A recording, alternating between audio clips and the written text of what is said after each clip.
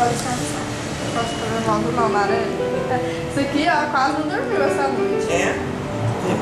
Mas é a primeira entrevista que vocês fazem? Você já fizeram outra? É porque é uma história que eu gosto bastante. Não é porque a gente já fez entrevista, mas não foi com a pessoa tão importante. Que nada de importante. Nós fizemos entrevistas e foi com aluno da faculdade que a gente passa, vai falando, sabe? Foi.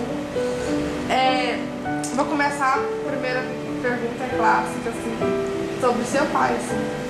Você conheceu seu pai aos 9 anos de idade, correto, né? Quase. Eu não tinha ainda não, mas quase. um pouco antes. Assim, antes de você conhecer ele, você tinha aquela expectativa de ficar pensando assim, como é que é meu pai?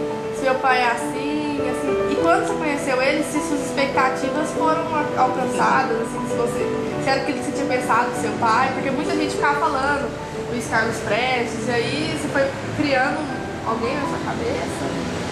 Eu já praticamente o conhecia, porque eu fui, desde que, vocês conhecem a história, né? Desde que eu fui resgatada lá da prisão, né? Eu fui criada pela minha avó e a minha tia, né? E elas o tempo todo, né? Desde que eu tenho Nintendo, assim, que eu me lembro, né? Sei lá, 3, 4 anos, isso falava assim, sempre, elas falavam pra mim a respeito do meu pai e da minha mãe. Tinha foto dos dois na sala da nossa casa, a gente morava no México, né? As minhas primeiras lembranças são do México. Eu fui pra lá, eu tinha 2 anos, eu tinha 2 anos. E então eu lembro isso bem, né? De que o tempo todo falava assim, com os meus pais, me explicavam dentro das possibilidades. Eu pedi pra alguém abrir aqui. Isso falava-se a respeito da luta deles, né? Evidentemente numa linguagem. Vamos pedir pra ele abrir, talvez, né?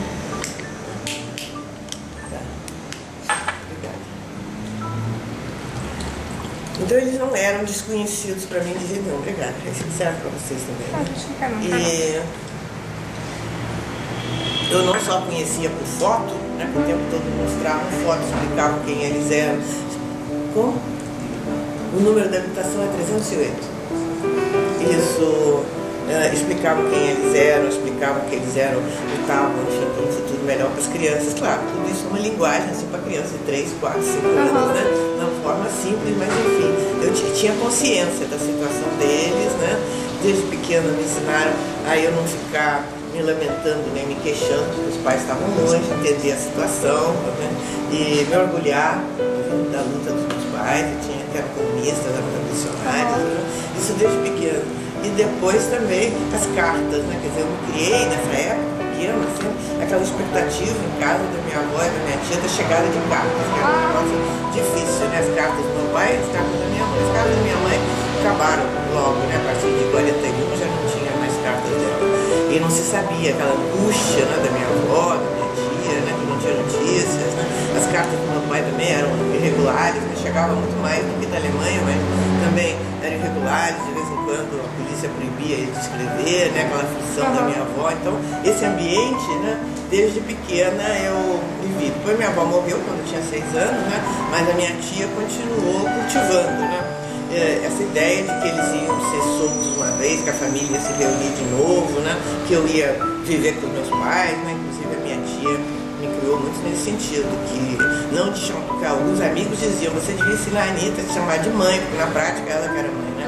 Não, de jeito nenhum, ela tem que saber quem é a mãe dela, e o dia que a mãe chegar, imediatamente eu vou entregá-la para a mãe, né? Ela deve viver com os pais dela. Então eu tinha essa consciência, eu tinha essa expectativa. Aí quando eu cheguei aos 7 anos eu quis me alfabetizar, porque antes eu não queria também me alfabetizar. E rapidamente eu alfabetizei com uma professora que era amiga lá no México, né? E o motivo de alfabetizar era escrever com meu pai. Eu mandei a primeira carta para ele na prisão, porque antes disso ele já escrevia para mim, né? E liam para mim as cartas dele. Escrevia, mandava poesia, mandava às vezes desenhos, enfim. Tinha já um diálogo com ele, mesmo estando longe, né? O tempo todo isso foi muito cultivado pela minha avó e depois mesmo pela minha tia, depois que minha avó morreu. Então quando eu vim para o Brasil, claro que havia uma grande expectativa em conhecê-lo, né? Ia ser uma grande emoção, até porque a nossa chegada, eu e a minha tia, quando a gente chegou aqui em outubro de 45, né? Foi uma grande manifestação no aeroporto Santos Dumont, lá no Rio de Janeiro. né? Então foi um negócio que eu fiquei assustada, porque eu não estava habituada com aquilo, era muita gente, foi um momento assim, de grandes vitórias, né? De legalização do Partido Comunista, né? Que meu pai tinha sido solto, os outros comunistas também. Então o aeroporto fervia de gente, sabe? Todo mundo queria me agarrar, beijar, né? Era assim, um carinho muito grande do povo, mas eu fiquei assustada, porque afinal de contas eu não tinha nem 9 anos ainda, né? Que é isso? Aquilo tá de gente? Então eu fiquei assustada, bastante assustada. Tem foto, não sei se vocês já viram, existe foto da nossa chegada, né? Visivelmente meu pai estava muito emocionado, claro, né? E depois, quer dizer, até foi interessante que nós chegamos no dia 28 de outubro. Dia 29 de outubro houve um golpe que derrubou Getúlio. E a principal perseguição foi contra os comunistas. Então meu pai teve que ir imediatamente para a clandestinidade, porque estava sendo procurado pela polícia, ele e os dirigentes comunistas. Então mal tinham conhecido, que nós fomos para casa, não tinha nem casa, né? Ele não tinha nem casa. Nós fomos para casa dos amigos, onde ele estava morando, depois saiu da prisão, né? E nós fomos para lá também, quer dizer, então foi um primeiro conhecimento, milhões de pessoas e tal. E depois ele ainda ficou uns 15 dias clandestinos até voltar para a legalidade, mas ele tinha uma atividade enorme. Mas mesmo assim, todos os momentos que ele tinha livre, ele era uma pessoa que gostava muito de criança, em geral. E eu, filha dele, filha da Olga, evidentemente, que ele estava muito entusiasmado, deu muita atenção, né? Gostava muito de brincar com criança, não tinha muito jeito, assim, para lidar com criança, não é todo mundo que tem, né? Ele tinha muito jeito para lidar com criança, e momentos livres que ele tinha, depois nós montamos uma casa, né? O partido alugou uma casa e aí morávamos juntos, e ele dava muito, sempre que podia dava atenção, levava para passear, ele gostava muito, ele passou 9 anos preso, né? Então uma coisa que ele mais gostava era poder sair para a rua, andar na praia de Copacabana, ou então subir nos morros do Rio de Janeiro, viu? E aí me levava, né, para todas essas caminhadas, procurava mostrar a beleza do Rio, né? Ele era muito encantado assim, com a natureza, né? Sim. E o Rio é belo, né? Então ele gostava muito, levava para passear, né? Sempre que ele podia levava. Ou quando não era para passear, era para as atividades assim, do partido. Ia para comícios, ia para conferências, né? Participava de tudo isso. Frequentemente dormia e me carregavam depois, porque atos públicos que se prolongavam até tarde, né? Discurso, e aquilo acabava, eu dormia e me carregavam, sempre tinha companheiros que me carregavam para o carro de volta, né?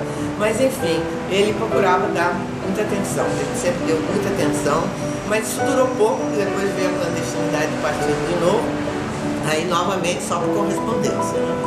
Sempre nos correspondemos muito. Quer dizer, eu fui conviver mais com meu pai mesmo, foi já adulta, quando eu voltei da União Soviética, em 57, né? Que aí esse período, esses últimos 30 anos da vida dele, realmente eu tive muita convivência com ele. Mas de criança foi... Enquanto ao Partido Comunista hoje, o que você pode falar a respeito dele? Porque a gente vê uma visível... Bom, eu saí do partido junto com meu pai, né, em 79, 80, né, nesse período. E hoje em dia eu não estou em nenhum partido. Na nossa opinião, não sei se vocês leram, conhecem a Carta aos Comunistas, que foi um documento que meu pai lançou em março de 80, explicando, né, a opinião que a gente tinha sobre o partido. Quer dizer, o partido tinha a direção do partido, basicamente, né? Tinha se acomodado, tinha abandonado seus objetivos revolucionários, né? Essa foi a postura dele, e daí o rompimento, né? Que havia uma burocratização da direção do partido, um abandono de uma orientação política mais correta, não queriam mudar a orientação política que precisava, na opinião do meu pai, ser mudada. O pessoal não queria mudar, havia muita defesa do status quo, enfim, uma série de problemas sérios que levaram a gente a romper com o partido. E realmente, o que ele previa que ia acontecer, que esse partido ia se desmoralizar inteiramente e acabar, aconteceu no decorrer de 10 anos. Em 91, houve aquele congresso do partido, né, que realmente o partido desmoronou. E teve um grupo, né, que manteve, né, a sigla do PCB e tal, que é esse PCB que está aí hoje. Não sei se vocês são do PCB. Não são do PCB. Bom, mas tanto faz. Então, procuraram manter esse PCB, né? E ficaram muito isolados, né? Numa situação assim, muito precária, né? Agora, nesses últimos...